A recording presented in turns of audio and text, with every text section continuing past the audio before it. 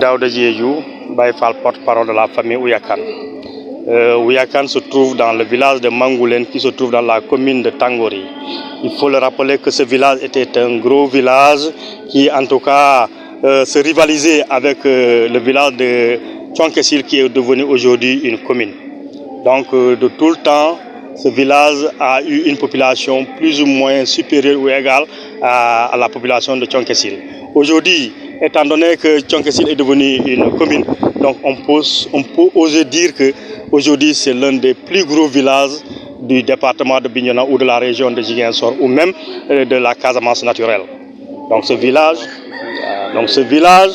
est un village qui manque de tout. Donc vous pouvez imaginer, et en tout cas vous pouvez lire à travers vous-même la précarité de la vie à Mangoulen.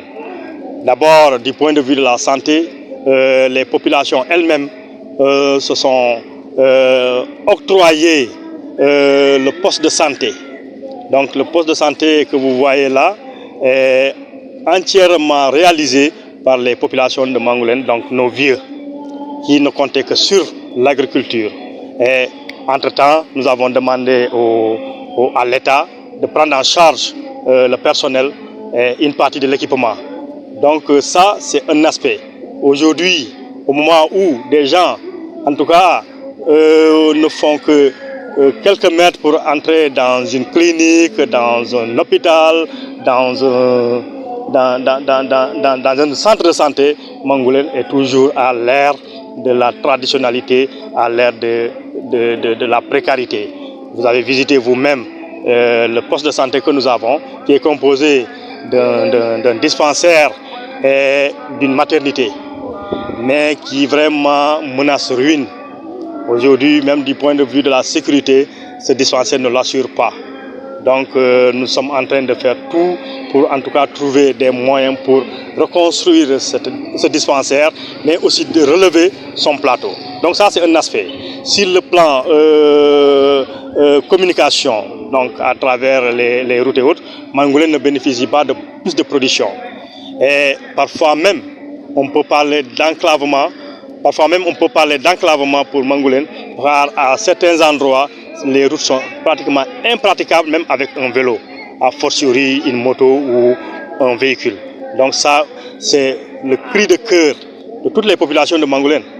C'est vrai que nous arrivons à résolver plus ou moins cette situation avec les parents qui habitent ici, qui ont en tout cas eu de petits moyens de locomotion tels que des véhicules appelés communément des kalandos, qui assurent un peu la liaison entre le village et la capitale départementale Bignona.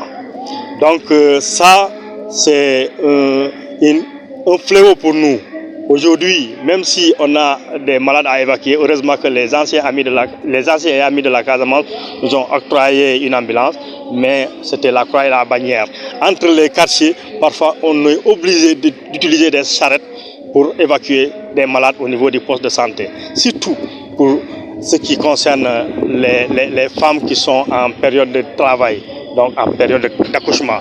Ça, c'est une situation que vraiment qui hante nos sommeils. Donc, nous souhaitons que vraiment les autorités sanitaires de ce pays puissent jeter un coup d'œil à Ziguinchor, à Mangoulen. Nous avons même par l'occasion invité le médecin-chef de Bignona pour qu'il puisse témoigner de visu la précarité de Mangoulen. Malheureusement, il n'a pas pu répondre à l'appel. Nous ne savons pas pourquoi, mais il a reçu une invitation dans ce sens. Et nous avons aussi des partenaires sur qui nous pouvons compter, qui ont en tout cas promis de faire quelque chose ici, mais ce n'est pas encore à l'actualité. Derrière nous, vous pouvez constater qu'il y a des pieux qui ont été érigés pour en tout cas supporter un bassin, un château d'eau comme on le dit. Malheureusement,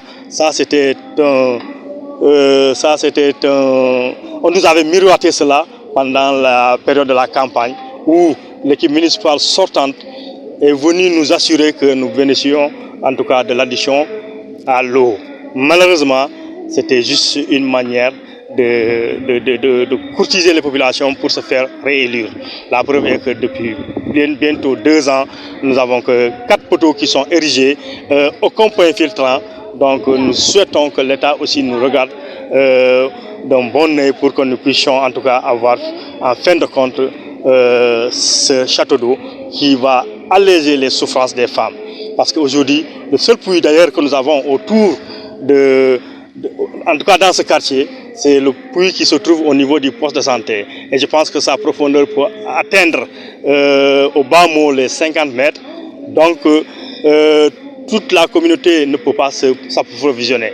C'est pourquoi à de telles occasions, nous invitons le service régional de l'hydraulique à nous octroyer une citerne à eau, pour en tout cas essayer de soulager les rigueurs du corvée d'eau, mais aussi nous permettre d'avoir de l'eau potable pour en tout cas alimenter tous les participants à ce forum.